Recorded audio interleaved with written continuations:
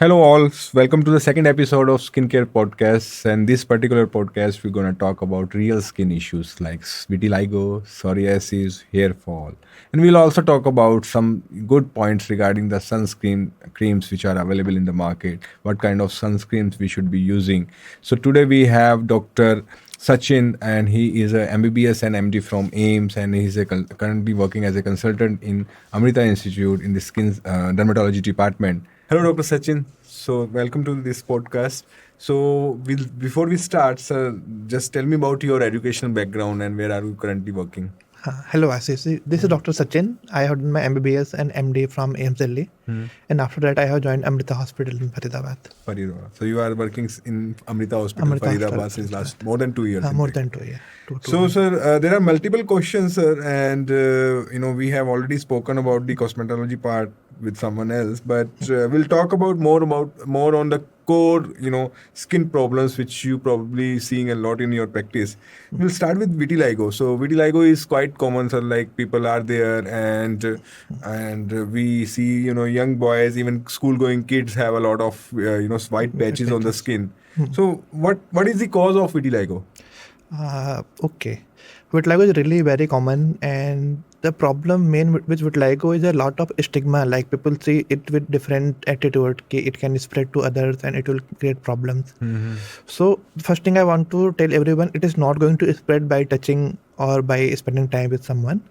Then I will go exactly talk about vitiligo. So तो मतलब छूने से नहीं फैलती छूने है से जो नहीं लोग फैलता। बोलते मतलब हैं। अगर कोई एक लाइन में जानना चाहता है विटलाइगो के बारे में, तो मैं बस यही बताना चाहूँगा कि ये छूने से नहीं फैलता। छूने से। बट विटलाइगो होता क्यों है, ये समझना इंपॉर्टेंट, ताकि हम समझ सकें इसका ट्रीटमेंट कैसे होता है और रिस्पॉन्स कैसा आता है।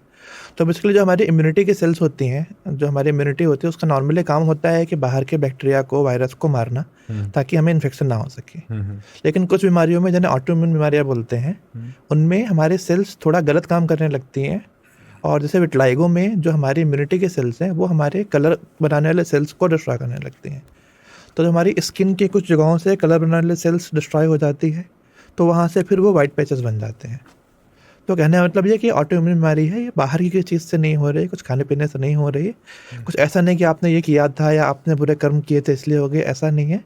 इट्स लाइक ऑटोइम्यून बीमारी, जिसमें आपकी जो इम्यूनिटी है वो थोड़ा सा गलत काम कर रही है, उसकी वजह से हो रहा है ये। सो योर ओन इम्यूनिटी और आपकी अपनी खुद की रोग प्रतिरोधक क्षमता, आपके अपने ही सेल्स, जिसके मेरे ख्याल से मेलाटोनिन बोलते रहेंगे, हाँ, मेलानोसाइट्स जहाँ से मेलाटोनिन प्रोड्यूस होता है, उसके अगेंस्ट काम करती कर रही है।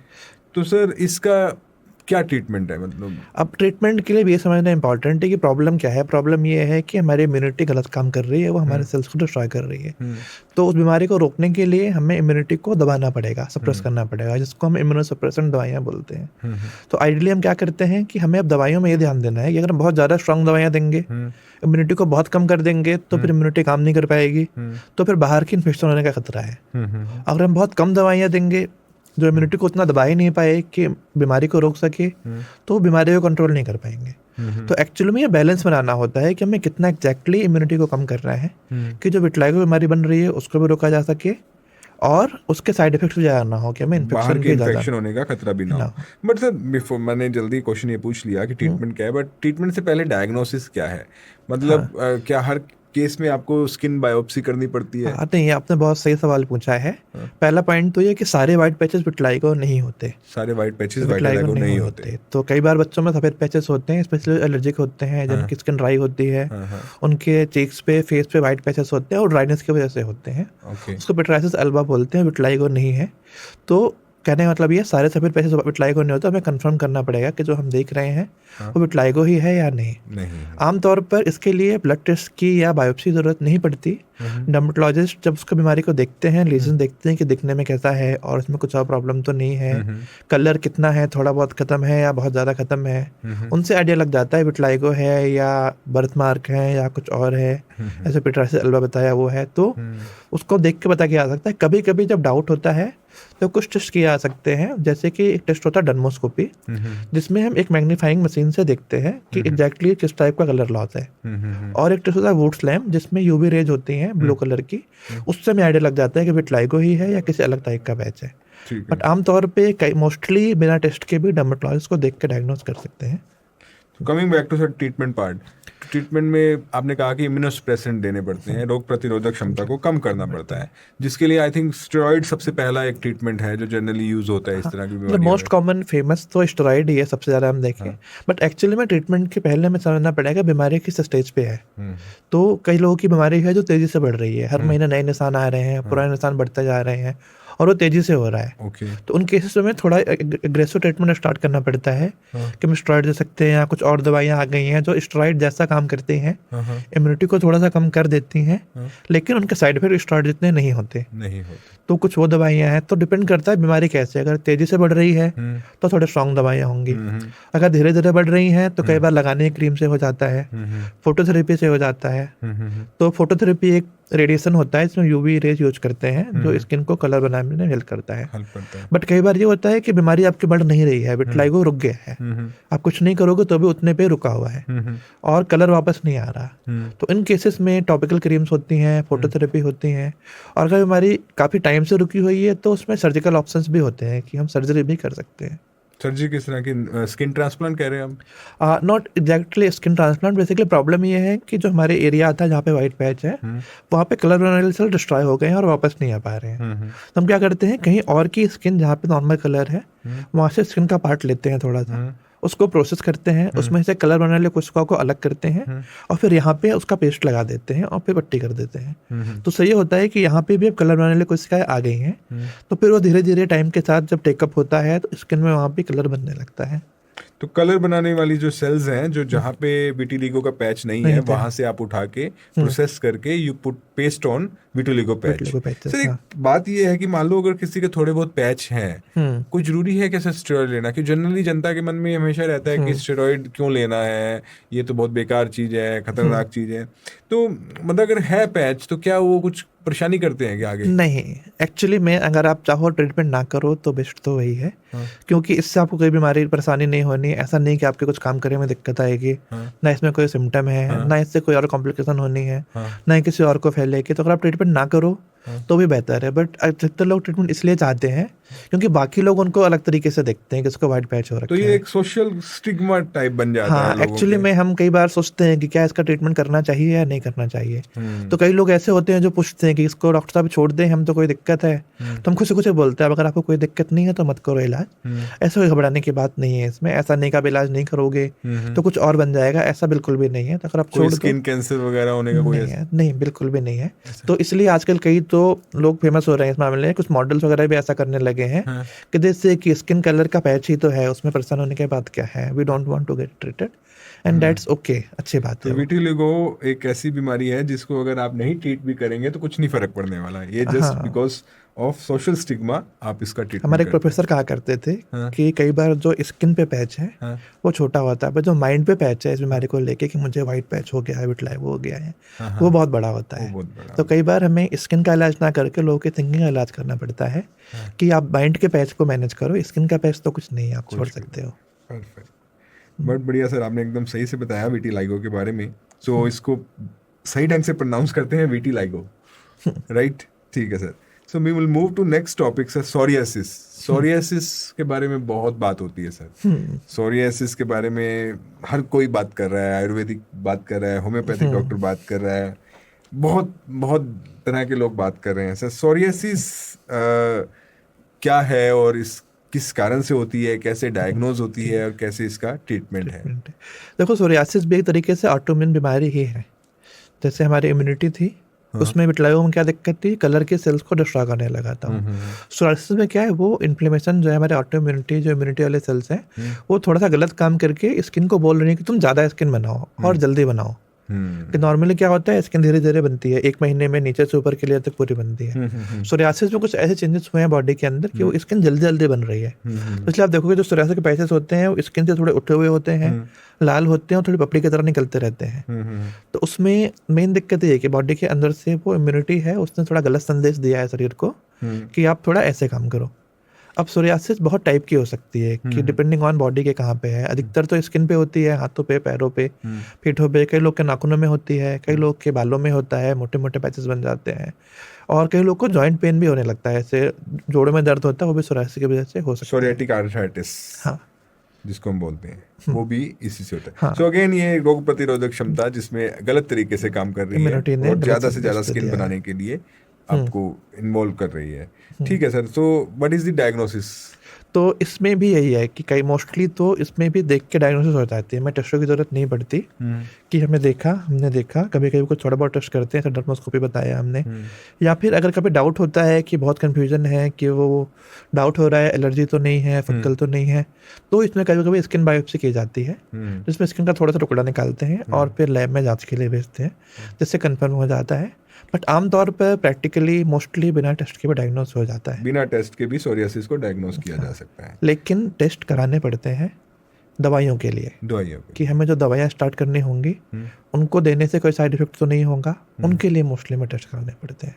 तो इसकी सर दवाइयाँ कौन कौन सी हैं? स्टेरॉइड? हाँ, इसमें स्टेरॉइड बिल्कुल नहीं देने दिया जाता, क्योंकि सोरियासिस स्टेरॉइड देने से बढ़ जाता है। मेरा मतलब खाने के स्टेरॉइड से है। जो खाने के स्टेरॉइड की टैबलेट्स आती है वो सोरियासिस में बिल्कुल नहीं देनी चाहिए। सर ये मैं आपको रोकता हूँ सर, ये बहुत इंपॉर्टेंट पॉइंट आपने बोला।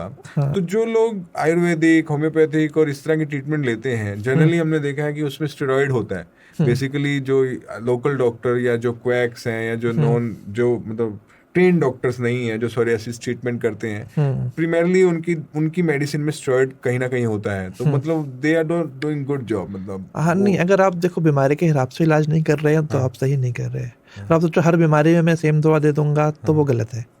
तो सोरियासिस एग्जैक्टली बीमारी है जिसमें स्टेरॉइड मना करते हैं, क्योंकि स्टेरॉइड का नुकसान अपनी तरफ है, जो साइड इफेक्ट होते हैं वो अपनी तरफ है, बट इसमें बीमारी पे भी नुकसान करता है, बीमारी भी बढ़ जाती है। तो नॉर्मली क्या प्रॉब्लम है, अगर आप किसी भी बीमारी के लिए स्टेरॉइड ले रहे हो, जरूरत से ज़्यादा ले रहे हो, बहुत टाइम तक लिए जा रहे हो, तो उसके बहुत सारे साइड इफेक्ट होते हैं कि आपका ओबेसिटी हो जाती है, डायबिटीज़, बीपी बढ़ जाता है, फेस आपकी स्वेलिंग हो जाती है, हड्डियाँ कमज़ोर हो जाती हैं। तो वो साइड इफेक्ट तो हैं कि अगर आप बिना कंट्रोल के, बिना ज़रूरत के लंबे टाइम तक ले रहे हो तो वो साइड इफेक्ट तो हैं। सोरियासिस में सोरियासिस भी बढ़ जाती है, तो इसलिए सोरियासिस में तो नहीं ही लेना चाहिए। तो what is the other treatment sir? तो बाकी डिपेंड करता है फिर तक की बीमारी कितनी ज़्यादा है। अगर 1-2 पैच हैं, थोड़े बहुत हैं, आप कुछ नहीं करना चाहो तो इसमें भी ठीक है। बट अगर आपके विजिबल एरियाज में आप इससे परेशान हो, इचिंग हो रही है, जलन हो रही है, पेन है, डैंड्रफ हो रहा है, तो फिर अगर बीमारी थोड़ी बहुत ही है तो फिर लगाने की क्रीम से हो जाता है। बट अगर ज़्यादा है तो फिर खाने की दवाएं देनी पड़ती है। तो कुछ इम्यूनोसप्रेसेंट्स आते हैं दवाइयाँ, मेथोट्रेक्सेट, साइक्लोस्पोरिन, एसिट्रेटिन, जो इम्यूनिटी को थोड़ा सा कम करती हैं, बट स्टेरॉइड जैसा साइड इफेक्ट नहीं करवाती। सर ये भी सर फैलती नहीं है? हाँ, ये भी ऑटोइम्यून बीमारी है तो छूने से नहीं फैलेगी। पर सर इसका मतलब इसको मैनेज किया जा सकता है, कभी क्योर नहीं किया? अब दिक्कत ये है, जितनी भी ऑटोइम्यून बीमारियां हैं जो शरीर के अंदर से हो रही हैं, उसका मोस्टली ये होता है कि आप मैनेज कर सकते हो, बट अंदर से आपकी इम्यूनिटी कैसे काम कर रही है उस पर डिपेंड करेगा। तो कुछ लोगों का जल्दी ठीक हो जाएगा, कुछ लोग का समय लगेगा। सर कुछ ऐसा है कि जैसे कुछ फूड आइटम खाने से या कुछ एक्सरसाइज करने से या लाइफस्टाइल चेंज करने से आपकी ऑटोइम्यून डिसऑर्डर्स हैं वो मॉडिफाई हो सकती हो? हाँ, ये सही सवाल किया है आपने कि अगर आप ओवरऑल हेल्दी रहोगे तो बॉडी हेल्दी रहेगी, तो फिर इन पे भी फर्क पड़ेगा। स्पेशली सोरियासिस पे तो बहुत ही देखा गया, अगर आपका वजन ज़्यादा है और आप वजन कम करते हो तो कई लोगों की सोरियासिस काफ़ी बेहतर हो जाती है, इवन बिना दवाइयों के भी। तो क्योंकि बॉडी तो आपकी सेम है, अगर आप ओवरऑल हेल्दी हो, अच्छा खाना खा रहे हो, हेल्दी खाना खा रहे हो, हेल्दी लाइफ स्टाइल है, स्मोकिंग, अल्कोहल नहीं ले रहे हो, स्ट्रेस कम है, तो ओवरऑल आपकी हेल्थ पे वो दिखेगा, तो आपकी बॉडी बेटर होगी तो बीमारियाँ भी ठीक होंगी। परफेक्ट सर, काफ़ी अच्छा आपने बताया इस बारे में। Will move to sir very important topic, hair fall. Fortunately हम दोनों के हेयर फॉल नहीं है, but hair fall is a big problem. So hair fall की सर क्वेश्चन मैं आपसे पूछूं, मतलब स्ट्रक्चर करने पड़ेंगे सर। सबसे पहला क्वेश्चन जो मुझे आपसे पूछना है कि इज देयर एनी फूड और any way we can stop hair fall? अब फिर से हमें वही समझना पड़ेगा, अगर आप किसी प्रॉब्लम को रोकना चाहते हो तो पहले समझना पड़ेगा प्रॉब्लम है क्यों।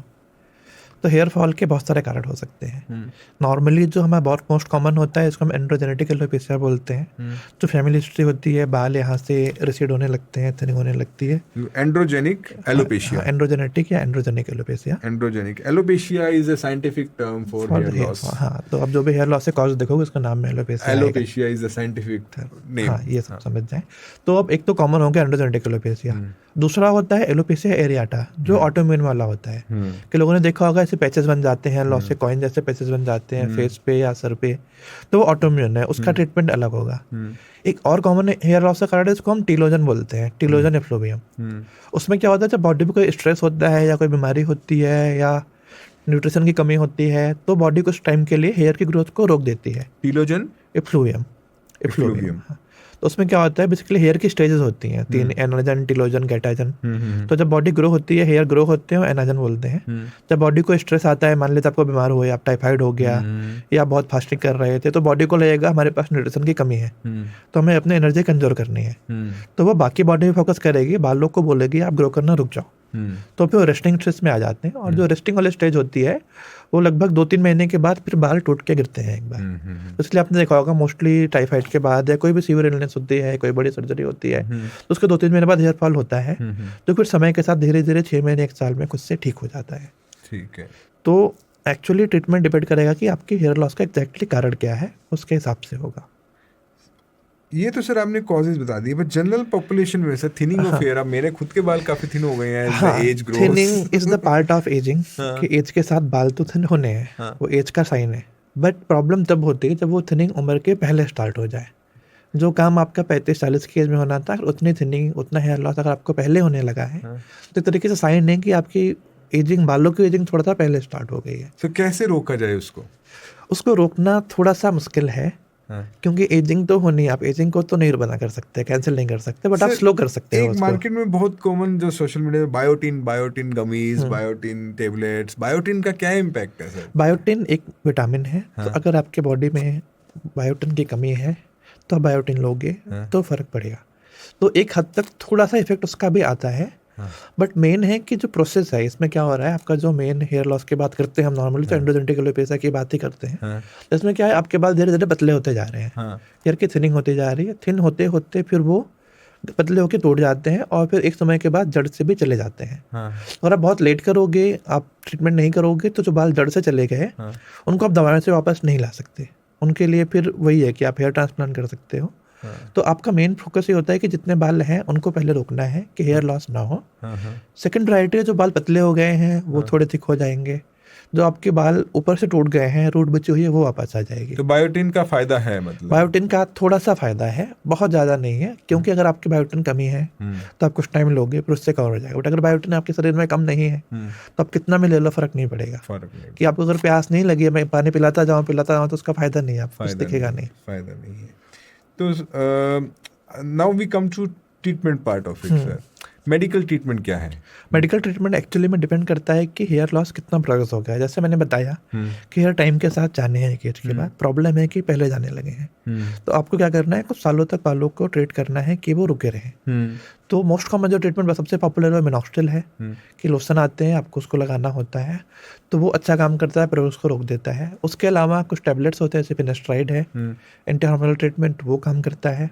और आजकल बहुत पॉपुलर पीआरपी जैसे प्रोसीजर्स हैं, पीआरपी, जीएफसी, जो फिर हेयर ग्रोथ में हेल्प करते हैं। तो मिनॉक्सिडिल आपने बताया, सब 2 क्वेश्चन है मिनॉक्सिडिल पे मेरे। पहला कि किस फॉर्म में मिनॉक्सिडिल आपको लगाना है, क्योंकि शैम्पू में भी अवेलेबल है, सीरम में भी अवेलेबल है, बहुत सारे।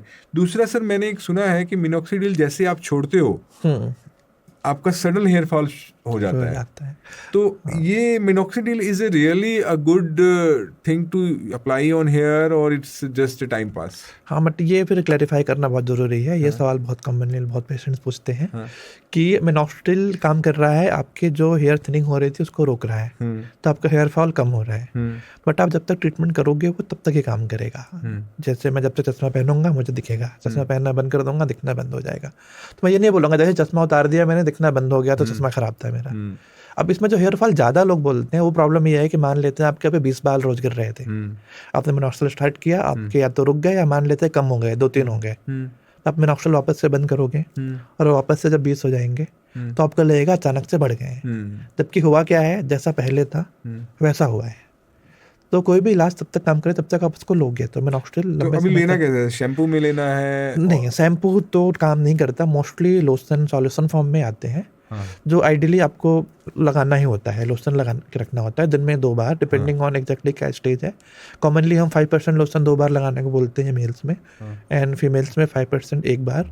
But exactly we have to assess कि कितना हेयर फॉल है। सर इसको लंबे तौर पे यूज करें अगर मिनॉक्सिडिल को, तो कोई साइड इफेक्ट? नहीं, इसके मोस्टली साइड इफेक्ट नहीं है, क्योंकि आप उसको बस लोकल फॉर्म में लगा रहे हो, तो मोस्टली वो बालों तक ही जा रहा है, उतनी बॉडी में उतना ज़्यादा नहीं जा रहा है कि ज़्यादा साइड इफेक्ट करे। कुछ लोगों में लोकल साइड इफेक्ट होते हैं कभी कभी कि थोड़ी इरिटेशन होती है, जलन होती है, डैंड्रफ बढ़ता है, तो उसको उसके हिसाब से मैनेज किया जा सकता है। बस मिनॉक्सिडिल आपको लंबे टाइम लगाना पड़ेगा क्योंकि आपकी प्रॉब्लम ही लंबे टाइम की है। लंबे time. Will go to next question है पीआरपी। पीआरपी बहुत आजकल न्यूज़ में रहता है, लोग पीआरपी। पहला क्वेश्चन तो ये है कि sir PRP alone can work, क्या सिर्फ पीआरपी आप करें तो काम कर सकता है, और पीआरपी होता क्या है बेसिकली? हाँ, पहले हम समझते हैं पीआरपी होता क्या है। पीआरपी बेसिकली प्लेटलेट प्लाज्मा बोलते हैं इसका नाम। तो हम क्या करते हैं, आपका ब्लड लेते हैं नॉर्मल जैसे ब्लड सैंपल के लिया जाता है, उसको फिर हम प्रोसेस करते हैं। उसमें जो प्लेटलेट्स होते हैं, जो ग्रोथ फैक्टर्स होते हैं, उसको कंसनट्रेट करते हैं प्रोसेस करके, सेंट्रीफ्यूज करके। तो जो फाइनल सॉल्यूशन मिलता है उसमें आपको नॉर्मल ब्लड से ज़्यादा डेंसिटी में ग्रोथ फैक्टर्स होते हैं, प्लेटलेट्स होते हैं। तो उसको जब हम इंजेक्ट करते हैं बालों में, तो जो ग्रोथ फैक्टर्स आ रहे हैं आपके बालों को, फिर वो मैसेज देते हैं ग्रोथ करानी है, तो उसका हेयर फॉल पे अच्छा फ़र्क पड़ता है। तो ये अच्छा रिजल्ट आते हैं पीआरपी के। सबसे अच्छी बात पीआरपी की ये है कि इसमें आपका खुद का ब्लड यूज किया जा रहा है, कुछ बाहर का नहीं है, तो फिर साइड इफेक्ट होने के चांसेस ना के बराबर हो जाते हैं। तो ये सेफ़ है, इफ़ेक्टिव है, बट पर्सन टू पर्सन हमें देखना पड़ता है कि अधिकतर केसेस में तो हम प्रेफर करते हैं कि दोनों ट्रीटमेंट साथ में किए जाए, मिनॉक्सिडिल भी, पीआरपी भी। बट अगर केवल पीआरपी भी करेंगे तो रिस्पांस तो आएगा, बट उतना अच्छा नहीं आएगा जितना सारे ट्रीटमेंट कंबाइन करके आता। तो सारी ट्रीटमेंट मतलब आप मिनॉक्सिडिल भी लो, पीआरपी भी लो, और बायोटिन भी लो, और क्या रह गया सर? हाँ, और फिर फिनेस्ट्राइड भी रह गया। वो डिपेंड कि आपकी बीमारी है कितनी। अगर आपका थोड़ा बहुत हेयर लॉस है तो यूजुअली हम प्रेफर करते हैं मिनॉक्सिडिल से स्टार्ट करो कि कल मिनॉक्सिडिल लगाओ। ठीक है। अगर मिनॉक्सिडिल से कंट्रोल नहीं हो रहा है तो फिर आप साथ में पीआरपी कर सकते हो। या आपका ऐसा पैटर्न है कि सेंट्रल हेयर लॉस ज़्यादा है, उससे फिनेस्ट्राइड अच्छा काम करता है, तो वो उसके हिसाब से ट्रीटमेंट होता है कि हमें क्या करना है। पीआरपी की डोज क्या रहती है?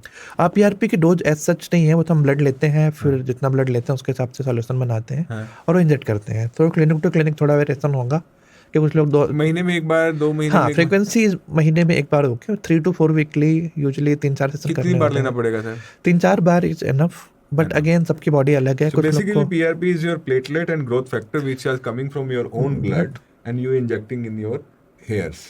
So मतलब इसका कहने का मतलब है कि मतलब किसी की शादी हो रही हो या किसी को कुछ इंपॉर्टेंट सोशल फंक्शन अटेंड करना हो तो वो 3-4 महीने पहले ये सारे ट्रीटमेंट ले ले ताकि इसका हेयर ग्रोथ अच्छा हो, and once he don't require hair so then तो बट हाँ, जैसे हमने लाइव में बात की, सेम बात है यहाँ पे। अगर आपको नहीं फर्क पड़ता बालों से, इट्स नॉर्मल, एक एज के बाद जानने है। आप जल्दी जानने से ओके हैं तो फिर आप ओके हैं, कुछ मत करो, इट्स ओके। एक टाइम के बाद बाल जानने ही है, इट्स जस्ट कि आप एक्सेप्ट कब कर पाते हो। सो मैं कंक्लूड करूंगा सर, बायोटिन का थोड़ा बहुत इफेक्ट है, मिनॉक्सिडिल का अच्छा खासा इफेक्ट है, पीआरपी का अच्छा सारा इफेक्ट है, और फिनेस्टेराइड एक मेडिसिन है जो उसका भी इफेक्ट है अगर आपको वाकई में आपके बाल बचाने हैं तो। ठीक है सर, हमने बहुत सारी बातें करी सर। लास्ट मैं आपसे जब डिस्कस कर रहा था व्हाइल कमिंग, सो सनस्क्रीन के बारे में आपने बताया, and I was talking to the other skin specialist. एक तो सर मुझे 2 क्वेश्चन है सनस्क्रीन पे। पहली बात तो कि अगर मैं डायरेक्ट सनलाइट में नहीं हूँ क्या तब भी मुझे सनस्क्रीन लगाना है? और दूसरा क्वेश्चन जो मेरा सनस्क्रीन का है कि एक तो केमिकल सनस्क्रीन होती है जो आप लगाते हो and on your face you are not able to make it out that you have applied the sunscreen, and second is barrier sunscreen. Generally जब क्रिकेट खेल रहे होते हैं तो प्लेयर्स अपने फेस पे लगा के रखते हैं। So repeating, one, whether we have to use sunscreen even if we are not in direct sunlight, and second की sunscreen के किस तरह की varieties हैं?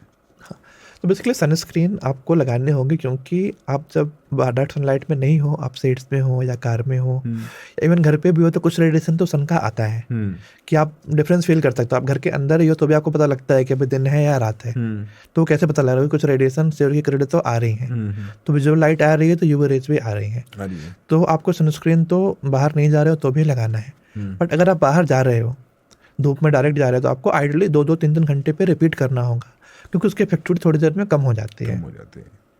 दूसरा सवाल, डिफरेंट टाइप के सनस्क्रीन थे। उसके लिए थोड़ा सा ये भी समझ लगा, डिफरेंट टाइप के लोग की स्किन भी होती है। लोग की स्किन बहुत ड्राई है, सेंसिटिव है, कुछ भी लगाने से स्किन रिएक्ट कर जाती है, इरिटेशन हो जाती है। कुछ लोग की स्किन ऑयली है जिन पे फिर लोगों को एक्ने ज़्यादा होते हैं, पिंपल्स होते हैं। कुछ लोग की मिक्स होती है, तो वो भी डिपेंड करता है कि आप सनस्क्रीन कौन से लगा रहे हो। तो आपने बताया जो 2 टाइप की सनस्क्रीन, उसमें एक तो फिजिकल होती है। फिजिकल सनस्क्रीन मतलब बैरियर सनस्क्रीन, मतलब वो आपकी स्किन के ऊपर ऐसे बैरियर की लेयर बना ले रही है कि जो सन की रेज आ रही हैं उनको एब्जॉर्ब नहीं होने दे रही, उनको वापस भेज दे रही है। इसमें केमिकल्स होते हैं, इसमें भी होते हैं पार्टिकल, जिंक, टाइटेनियम, इनके पार्टिकल्स होते हैं जो सनलाइट को रिफ्लेक्ट कर देते हैं। दूसरा जो मेन ग्रुप है वो है केमिकल सनस्क्रीन, जिसमें कुछ केमिकल्स होते हैं ऑक्सीबेंजॉन, एवाबेंजॉन, ऐसे जो कि लाइट को एब्जॉर्ब कर लेते हैं। तो लाइट को ऊपर ही खुद ही एब्जॉर्ब कर लेते हैं, आपकी स्किन पे वो नहीं जा पाता। तो फिजिकल सनस्क्रीन की अच्छी बात ये है कि उसमें केमिकल्स थोड़े कम हैं, तो आपकी स्किन सेंसिटिव है, एलर्जिक है, तो उसमें आपकी रिएक्शन कम होगी। और उसकी प्रॉब्लम ये है कि वो थोड़ा सा विजिबल होगी, क्योंकि लाइट का रिफ्लेक्ट कर रही है तो थोड़ा सा वाइट कास्ट छोड़ती है। तो कुछ लोग इसलिए उसको नहीं लगाना चाहते। तो केमिकल का फ़ायदा ये है कि उसकी विजिबिलिटी बेटर होती है, कि दिखने में बेटर है, कि आपको उतना पता नहीं लग रहा है सनस्क्रीन लगा रखी है। तो उनको प्रॉब्लम है उसमें, जिनको थोड़ी स्किन सेंसिटिव है, एलर्जिक है, उनकी प्रॉब्लम बढ़ सकती है। बट आमतौर पे आजकल मोस्ट ऑफ सनस्क्रीन मिक्सर ही आती है, कि वो ऐसा बैलेंस बनाने की कोशिश करते हैं कि दोनों की प्रॉपर्टीज़ को मिला सकें, केमिकल्स भी थोड़े कम हो जाएं और फिजिकल का बैरियर भी रहे, तो दोनों का मिक्सर। समराइजिंग योर पॉइंट कि बैरियर जो सनस्क्रीन होती हैं वो टाइटेनियम या जिंक से बनती हैं, but they reflect the sunlight, so they don't allow the sunlight to go to your skin. But उसका प्रॉब्लम क्या है कि वो वाइटिश होती हैं, तो थोड़ा सा स्किन पे दिखती है कि वाइट कलर का कोई आपने पैच लगा रखा है। बट सबसे अच्छी रहती है बिकॉज व्हेन, मतलब मेरे ख्याल से when you are occasionally going into directly sunlight, in on those occasions probably you can use barrier sunscreen. But as sir said that even if you are not in direct exposure of sunlight, still you have to use your sunscreen, and in that case you may use your chemical sunscreen, because if you apply that cream there will not be any visible mark of sunscreen lotion. But the problem with this particular cream is that if your skin is a dry skin and is a sensitive skin, you may have a problem because of chemicals used in the sunscreen.